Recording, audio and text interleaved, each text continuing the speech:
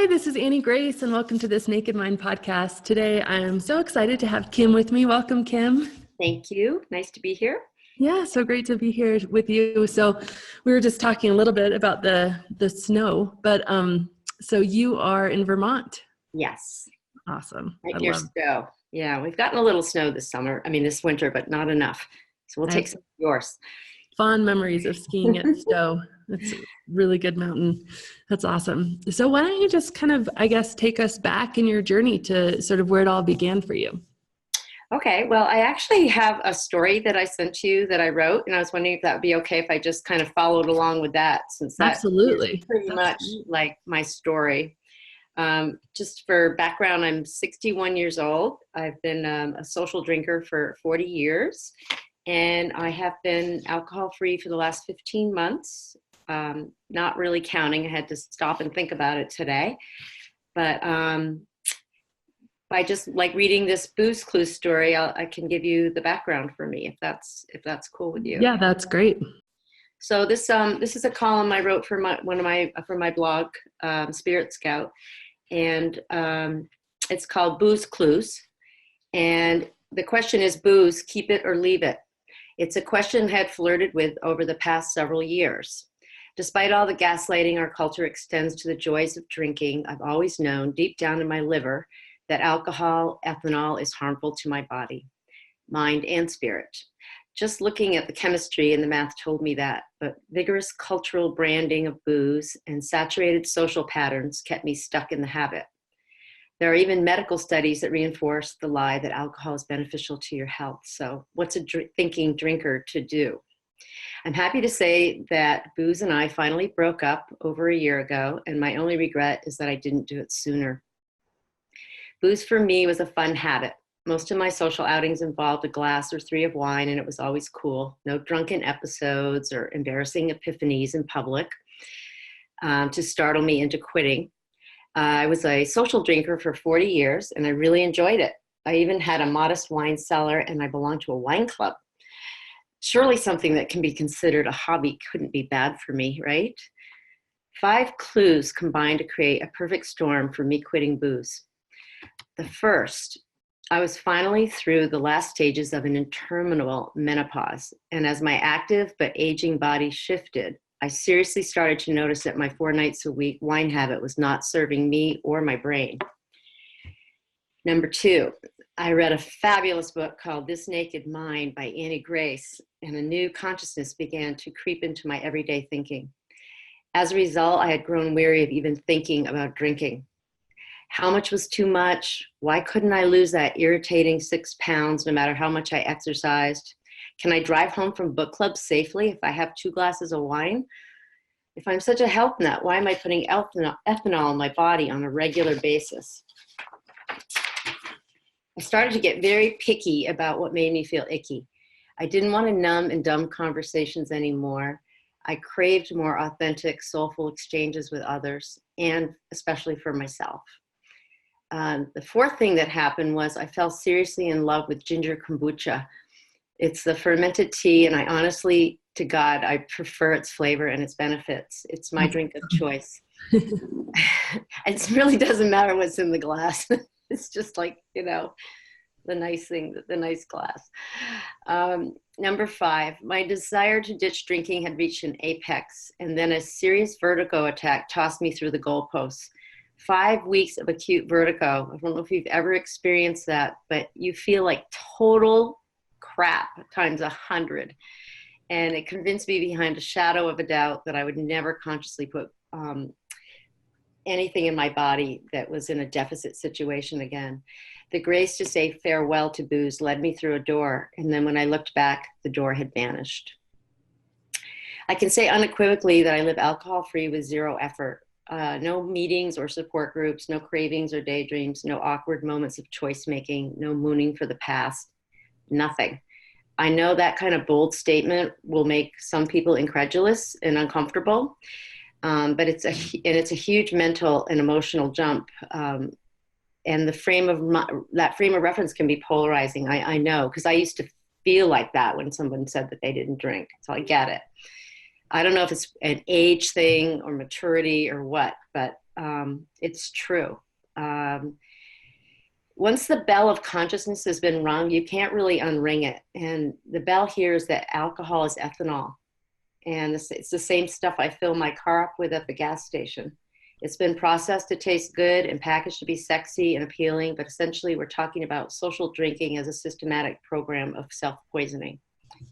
I can't unknow this. And now that I do, I can't allow myself to repeat these self-destructive patterns. I know what you're thinking. I really love to drink. I just do it to relax. Or, gosh, you used to be such a fun person. But you know what? I used to say the same things until my consciousness evolved. What I've learned is that my generation and also my children's, my kids are between ages 29 and 33, were brought up in a pro-drinking culture where nearly every occasion included social drinking. Not only were we never ever taught that alcohol is dangerously addictive, or about the ironies of drinking, that you're branded into thinking that drinking poison makes you feel good. We were encouraged to drink, and being a good drinker was considered a positive social asset for us. The language is critical here. We got brainwashed by the alcohol industry and others that there were only two types of camps that you could be in with regard to alcohol. A good drinker, that was number one, or you're an alcoholic. It was black or white. If you had any sort of issue or misgivings about booze, you'd be branded as a derelict or as a loser. The thinking was very, very black and white, and nobody wanted to be in the alcoholic camp, so we became very proficient, enthusiastic social drinkers. It's so different today. There's a spectrum, which wasn't even in the language then.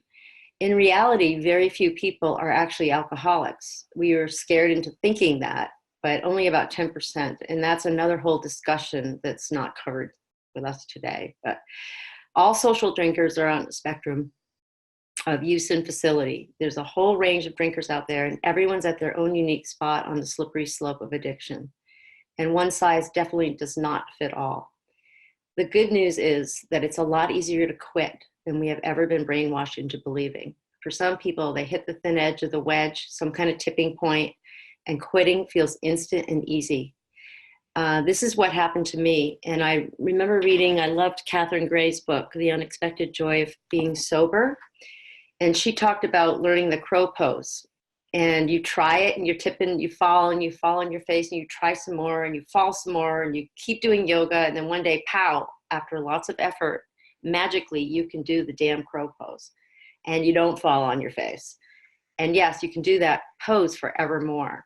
So it's a great metaphor for learning neural pathways in the case of process, practice, and patience over time. So we're just scratching this complex subject today. I think I'm pretty typical of my age group. Never a problem, but never really happy about it either, knowing deep down inside that it was bad for me, but being gaslighted and brainwashed to thinking otherwise. That's my story, and I'm sticking to it, Annie. I love it. I love it. So good. So was there, I mean, in your journey, like, it doesn't sound like there was a real, can you tell me about some of the moments in time when you knew things really did need to change? Yes. Well, I actually dabbled with it a little bit in high school, but not much. I was like the co-captain of all the teams and, you know, the class leader. And I wasn't doing that sort of thing. But the summer before I started college, I was just turning 18, and 18 was the drinking age in Vermont. And I went to UVM, and that was one of the number one party school in the country. And that's what you did. I mean, that's what everybody was doing. And I didn't know any different. So I had, grown up in a family where my parents booze wasn't a problem per se. There was some family history, which my brothers had ended up suffering from. Didn't seem to affect the women, but so there wasn't like any problematic stuff going on. So that was when I was 18. I really got into it. So that was like freshman year. It was like everything was about drinking in college. It's like so ironic. That's what you go to learn. What a waste of an education. In retrospect, that's a regret. But And then it just continued from there. That was just our social structure. Like, people were high functioning, they were career oriented, we were parents, and every dinner party, every party, everything, there was always wine, and it was a thing. Just, it was weird not to have it. You were considered odd if you didn't. So you don't know what you don't know, I guess. Or you do know, but you're afraid to say it because you don't want to be, there was that black and white branding. That's all I can really point to. Yeah, absolutely. If you had any sort of questioning, it was like you were immediately grouped into, you're at fault, you're wrong, you have, you're not kind of with us. It's so scary how that is. And well, that's why your book is so groundbreaking, because I did suspect, and I was reading, but the books were so damn scary. It was like Mary Carr's Lit, it was like one of the scariest books I've ever read. So again, it just reinforced that notion. It wasn't breaking any new ground. It wasn't giving any new language. Yeah, so true. So then, fast forwarded to, like, I don't know, maybe 2 years ago or something. What was it that kind of really changed for you? What was it that had you start looking at this? And a couple things. I mean, I've always been I call myself a health hobbyist, always doing self-care. I love to exercise. I got a far infrared smoker. I call it the smoker, a far infrared sauna. And I always did Bikram yoga. So I was always sweating, I was kind of like could override the drinking. Like, I would maybe take 3 steps backward, but then I'd go 5 forward. So I was always ahead of the curve until I hit menopause. And then, well, I don't know, that's like hitting the wall. I don't care how good you take care of yourself. When you come into menopause, you have to be in war mode. So I could see that was like a diminishing returns, in that the booze just can't get you through menopause. So I'd recommend anyone listening to give it up now if that's what you're trying to do. It's interesting because smoker, so I was doing a lot of self-care. I also have 3 daughters, and they all have this interesting gene mutation. Have you ever heard of the MTHFR? Mm-mm. All right, so I brought some material to share with you, because it's not very well known, but through some health issues that one of my middle daughter had, we learned through a blood panel that she has a gene deviation called MTHFR, and it's a gene that provides instructions for making the enzyme called methylene diphosphate. I don't know, I can't even say it. It's about 26 letters long. Long story short, it's a biochemical pathway that manages or contributes to the wide range of crucial body functions, including the ability to metabolize alcohol. So this is why some people just can't drink. They just get so violently ill. They have this gene mutation. It's easy to find out if you have it by a simple blood test, and your insurance will pay for it. But you have to be able to educate your doctor about what it is, because they won't know.